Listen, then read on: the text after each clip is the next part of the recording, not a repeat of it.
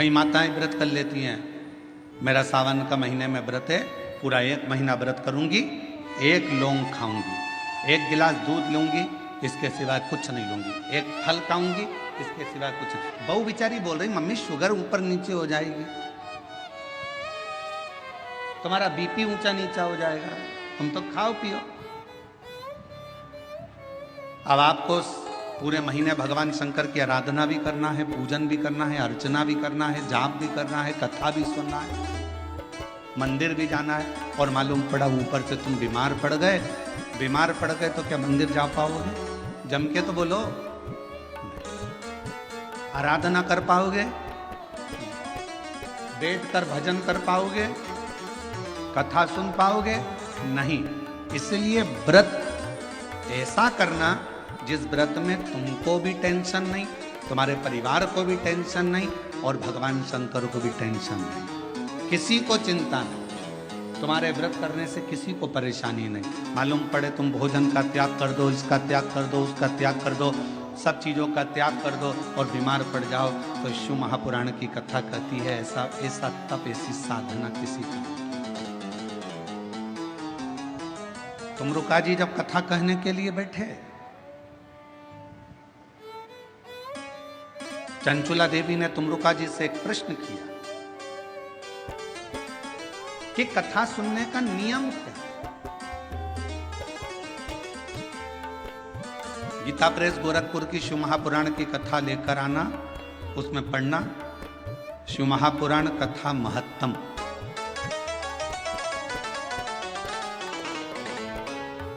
कथा को सुनने का नियम क्या है, यह भागवत में भी पूछा गया। परीक्षित ने सुखदेव जी महाराज से पूछा था कथा सुनने का नियम क्या है। शिव पुराण में चंचुला देवी तुमरुका जी से पूछ रही हैं कि कथा सुनने का नियम क्या नियम है कथा सुनने का? तो कहा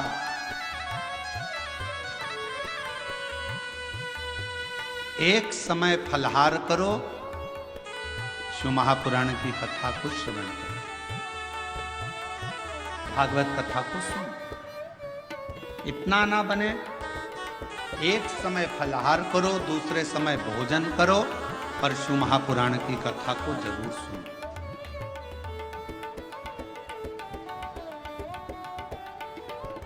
और इतने में भी काम ना चले तो शिव महापुराण की कथा में तुमरुका जी ने चंचुला देवी से कहा दोनों समय भोजन करो, पर शिव महापुराण की कथा जम के बोलो, सुनो नहीं, जरूर सुनो। और यहां तक कहा यदि इतने में भी काम ना चले, दोनों समय भोजन में भी काम ना चले, तो टिफिन लेके कथा में चलो, पर शिव महापुराण की कथा जरूर सुनो।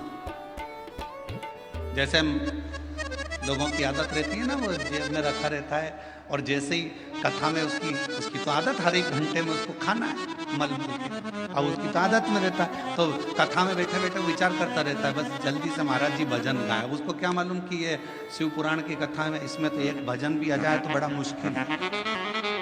फिर वो जेब में से एक भजन आएगा, जब वो निकालेगा, मलेगा, जैसे ही महाराज जी भजन गाएंगे फटकी मारेगा, और जैसे ही महाराज जी कहेंगे हारा हारा, उतनी देर में तो उसने टाइम गया।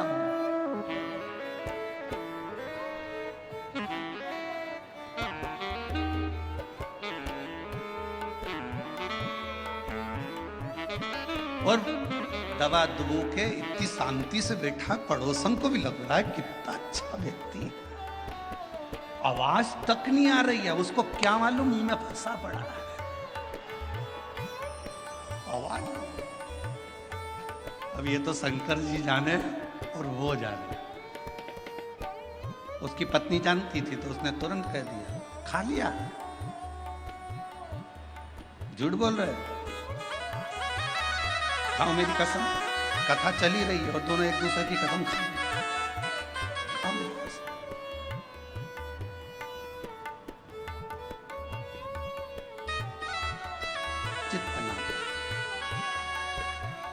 मन को स्थिर रखो, शिव तत्व की ओर, शंकर जी की। और ये 10 इंद्रियां को संयम करना सरल है, पर 11वें नंबर की जो इंद्री है मन, इसको संयम करना, इसको संयम करना बहुत कठिन है। ये मन बड़ा चंचल है, कैसे तेरा भजन करूं, जितना इसे समझाऊं तो नहीं।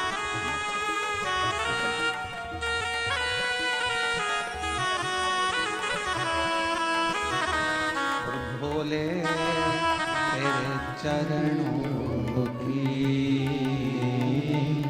शंभो तेरे चरणों की गरजूने जो मिल जाए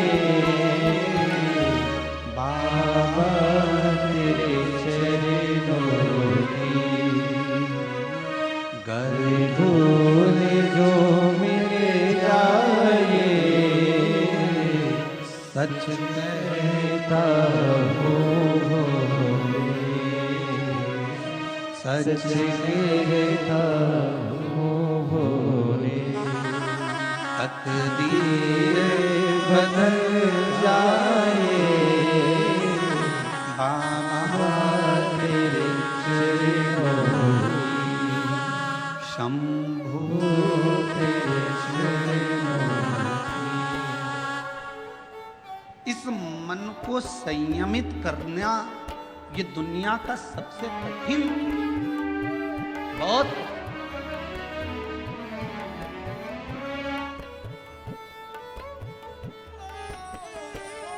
पर तुलसी बाबा ने रामचरितमानस में लिखा कि मन की स्थिरता शिव से मिलाती है। और हम शिव महापुराण की कथा के माध्यम से कहना चाहते हैं, अगर मन को स्थिर करना है तो जिंदगी में एक बार शिव महापुराण की कथा को पंडाल में बैठकर सुनो। मन की स्थिरता किससी होती है वो समझना। मन की स्थिरता किसको कहते हैं? अभी 10 तारीख को गुरु पूर्णिमा आई गई। सीहोर में भी 5 तारीख से 9 तारीख तक गुरु पूर्णिमा के अवसर पर 5 दिवसीय गुरु महिमा शिव महापुराण की कथा है।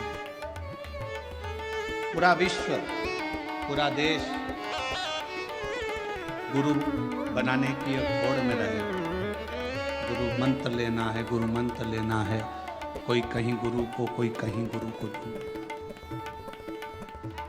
पर शिव महापुराण की कथा कहती है, अगर जिंदगी में गुरु बनाना तो शिव जैसा कोई गुरु बना।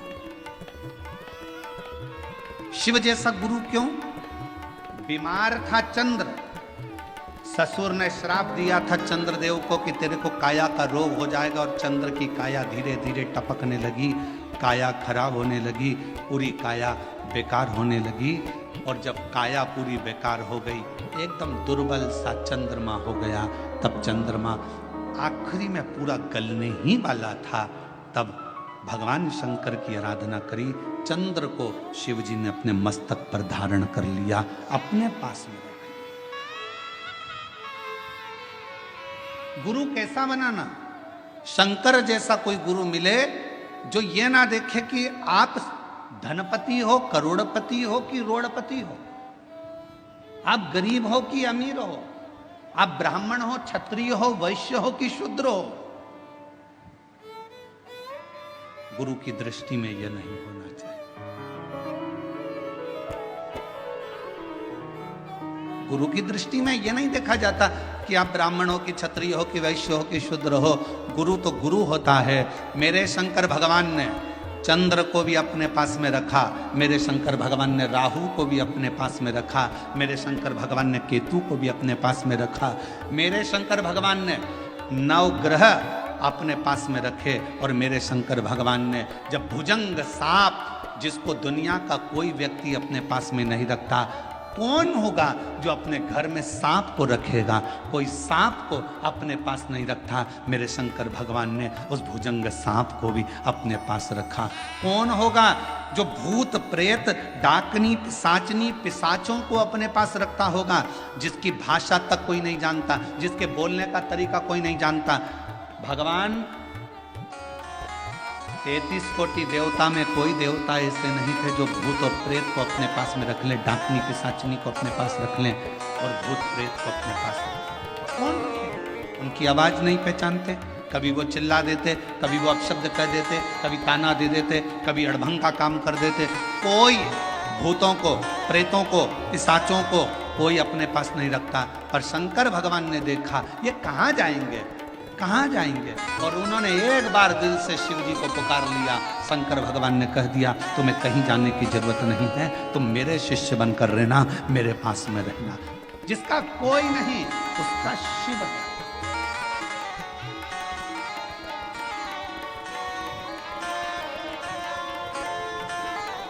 इसलिए पूरी दुनिया में केवल विश्व का एक ही नाथ है और उसका नाम विश्व, जम के बोलो, विश्वनाथ है।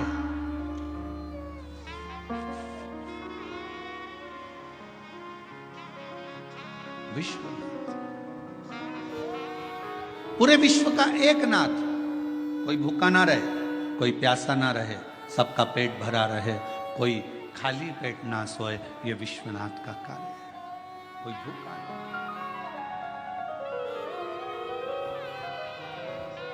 और शंभु शरणे पड़ी मांगो घड़ी रे घड़ी, दुख काटो दया करी दर्शन आपो। शंभु शरण पड़ी मांगो घड़ी रे घड़ी, दुख काटो दया करी दर्शन आपो। पंढरपुर कौन कौन गया? हाथ उठाओ जरा। सब गए हो? हम भी गए। ठीक है। एक बार भगवान श्री हरि विठ्ठल से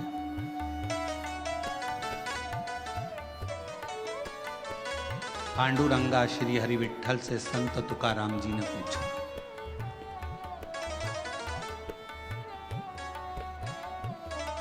संत तुकाराम जी ने कहा, हाथ जोड़कर पांडुरंगा के सामने संत तुकाराम जी बैठ गए श्री हरि विठ्ठल के सामने। विठ्ठल विठ्ठल विठ्ठल।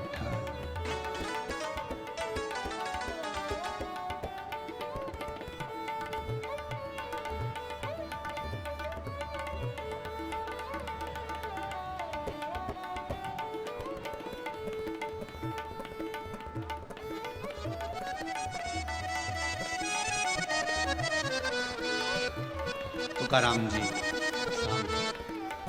क्या बात है? सबने पूछा तुकाराम जी से, तुम विठ्ठल विठ्ठल विठ्ठल विठ्ठल भज रहे हो, क्या आपको अपने घर नहीं जाना?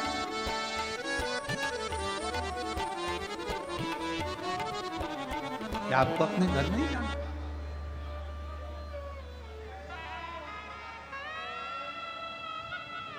तीन दिन हो गए तुकाराम जी, और 3 दिन से संत तुकाराम जी विठ्ठल विठ्ठल विठ्ठल विठ्ठल, पांडुरंगा विठ्ठल कहने लगे।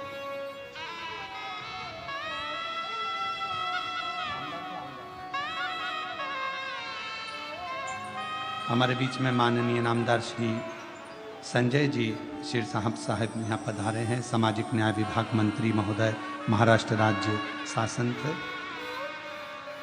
और हमारे बीच में ही माननीय श्री प्रशांत जी बाफना जी, उद्योगपति बेंगलोर से यहाँ पर विराजमान हैं। माननीय श्री राजेंद्र जी जलान जी, जिला प्रमुख शिवसेना, यहाँ विराजमान हैं। एक बार जोरदार ताली बजाकर